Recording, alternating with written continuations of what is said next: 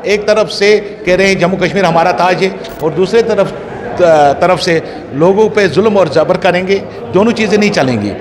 आप दबा के लोगों को नहीं चला सकते हैं। आप डंडे से तब तक लोगों को चला सकते हैं जब तक डंडा आपके हाथ में। जिस दिन डंडा छूट जाएगा लोग बाहर आएंगे।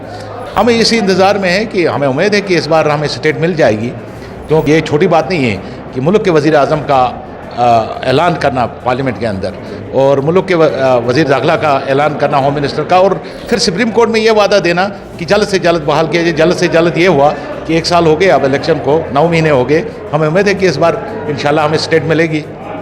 हमारे साथ इस वक्त मौजूद है नेशनल कॉन्फ्रेंस के सीनियर लीडर नज़ीर अहमद गुरेज़ी साहब, जो फार्मर डिप्टी स्पीकर भी रहे हैं और MLA गुरेज़ भी है। नज़ीर साहब, पहले आपका बहुत बहुत शुक्रिया टाइम देने के लिए। थैंक यू, आपका भी बहुत शुक्रिया। नज़ीर साहब, कई टाइम से हमने देखा कांग्रेस की तरफ से मुहिम स्टार्ट हो गई स्टेटहुड को लेके, जो आप भी चाहते हैं कि स्टेटहुड मिलना चाहे। कश्मीर चालू की कॉल दी उन्होंने, जम्मू कॉल, फिर पार्लियामेंट दिल्ली की कॉल, अब उन्होंने 21 दिन का प्रोग्राम भी दिया है जिसमें उन्होंने 11 से 21 तक भूख हड़ताल भी किया है। कहीं ना कहीं अलायंस पार्टनर आपसे कहीं ना कहीं दूरी इख्तियारी कर रही है, क्या वजह है? देखिए, जहाँ तक स्टेटहुड का मसला है, ये जम्मू कश्मीर के लोगों का मसला है। ये खाली किसी पार्टी का मसला नहीं है। ये जम्मू वालों का भी है, कश्मीर वालों का भी, हिंदू और मुसलमान और सिख और ईसाई सब का मसला है। अभी पार्लियामेंट चल रही है। हम इस इंतज़ार में हैं कि इस पार्लियामेंट में जो उन्होंने वादा किया है, गवर्नमेंट ऑफ इंडिया ने जो पार्लियामेंट के अंदर होम मिनिस्टर साहब और प्राइम मिनिस्टर साहब ने वादा किया है जम्मू कश्मीर के लोगों को के साथ, और जो उन्होंने वादा किया है, एश्योरेंस दी है सुप्रीम कोर्ट में कि पहले डिलिमिटेशन होगा, उसके बाद इलेक्शन होंगे और इलेक्शन के बाद जो है स्टेटहुड दिया जाएगा। हमें इसी इंतज़ार में है कि हमें उम्मीद है कि इस बार हमें स्टेट मिल जाएगी, क्योंकि ये छोटी बात नहीं है कि मुल्क के वज़ीर आज़म का ऐलान करना पार्लियामेंट के अंदर और मुल्क के वज़ीर दाखिला का ऐलान करना, होम मिनिस्टर का, और फिर सुप्रीम कोर्ट में ये वादा देना कि जल्द से जल्द बहाल किया जाए। जल्द से जल्द ये हुआ कि 1 साल हो गए अब इलेक्शन को, 9 महीने हो गए। हमें उम्मीद है कि इस बार इंशाल्लाह हमें स्टेट मिलेगी। अगर स्टेट कांग्रेस का मसला नहीं है, स्टेट तो मैंने कहा ना जम्मू कश्मीर के लोगों का मसला है। स्टेटहुड मेरा सवाल है, अगर हमेशा साथ साथ रही कांग्रेस आपके साथ अलायंस में, इलेक्शन में, बाकी चीज़ को लेकर, तो इस वक्त नेशनल कॉन्फ्रेंस क्यों साथ नहीं है ये कांग्रेस के साथ? देखिए, नेशनल कॉन्फ्रेंस साथ देना मतलब है हम इंतज़ार कर रहे हैं।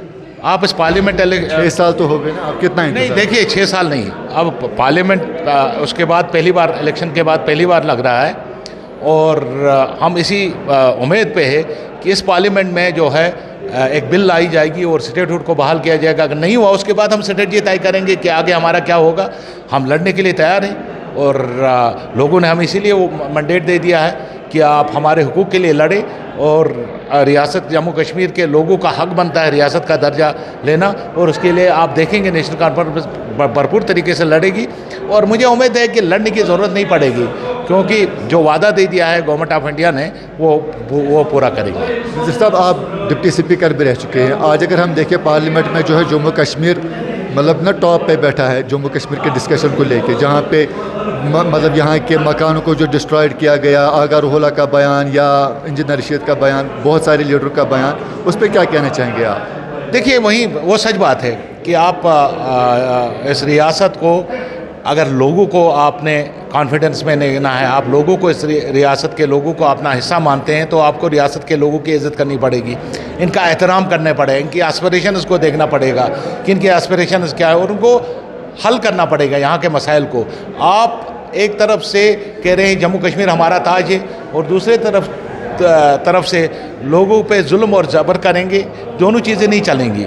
आप एक भरपूर मौका है आफ्टर बाइसरन के बाद गवर्नमेंट ऑफ इंडिया के पास एक भरपूर मौका है कि जहाँ के लोगों ने जो दिखाया इलेक्शन के इसके बाद, बाइसरन के बाद जो यकजहती दिखाई गवर्नमेंट ऑफ इंडिया के साथ और इस मुल्क के साथ, उनको अवार्ड देने की ज़रूरत है, उनको मरहम रखने की ज़रूरत है। मरहम किस तरीके से दिया जाएगा? आप इनको या तो स्टेटहुड बहाल करेंगे और इनके हुकूक जो इनसे छीने गए हैं वो उनको वापस करेंगे। सर, मेरा आखिरी सवाल है, परसों PDP का फाउंडेशन डे था जिसमें PDP की चीफ महबूबा मुफ्ती ने कहा कि अगर यहाँ पे मसला कश्मीर कोई हल कर सकता है तो वो प्राइम मिनिस्टर नरेंद्र मोदी कर सकते हैं। कैसे देखते हैं आप? सही बात है, वो तो हम पहले से कहते आए हैं हम तो इस पार्टी का हमेशा ये मंशूर रहा है कि अगर हम कुछ लेना है तो हम इसी मुल्क से लेना है और इस मुल्क की इक़्तिदार आला से लेना है। हमने कभी दूसरी तरफ हमने नज़र नहीं किया। इस पार्टी ने दो झंडे कभी लेके नहीं चली। कभी उन्होंने कहा कि हमको आज़ादी चाहिए और कभी कहा कि हम हिंदुस्तान के साथ हैं, मुल्क के साथ हैं। तो हमने एक ही नस्ब लेन है कि हम इसी मुल्क के साथ रहेंगे, इज़्ज़त से रहेंगे, वक़ार से रहेंगे और अपने हुकूक लेके रहेंगे। तो हमारी दोहरी पॉलिसी कभी नहीं रही इस नेशनल कॉन्फ्रेंस की। नेशनल कॉन्फ्रेंस ने हमेशा माना है कि हम उस मुल्क का हिस्सा हैं और इस मुल्क में बाइज़्ज़त तो हम रहना चाहते हैं, बावकार तो रहना चाहते हैं। बाकी पार्टियों ने हमेशा आपने देखा होगा, कभी उन्होंने स्टेज से एक नारा लगाया, कभी दूसरा नारा लगाया और हम यही कहते थे कि वज़ीर आज़म ही इस रियासत के अगर हमें लेना है तो यहाँ के वज़ीर आज़म से लेना है और हम इस पर कारबंद हैं और आज से नहीं है, ये जब से ये पार्टी बनी तब से। बिजनेस रूल पे भी आप लोगों ने बहुत जदोजहद की। बड़ी बदकिस्मती है, बड़ी बदकिस्मती है। आप दबा के लोगों को नहीं चला सकते हैं। आप डंडे से तब तक लोगों को चला सकते हैं जब तक डंडा आपके हाथ में। जिस दिन डंडा छूट जाएगा लोग बाहर आएंगे और आपको दिलों को जीतने की ज़रूरत है। दिल जीतोगे तो हमेशा आप उनको जीतोगे। अगर आप डंडे के ज़ोर पे चलाओगे तो डंडा जिस दिन ख़त्म हो जाएगा फिर वहीं ये हो जाएगा। तो आपको दिलों को जीतने की ज़रूरत है और दिलों को जीतने के लिए कश्मीरियों को वो इज़्ज़त, वो वक़ार, वो जो उनसे छीना गया उनको वापस करना पड़ेगा। बहुत बहुत शुक्रिया अपना टाइम देने के लिए।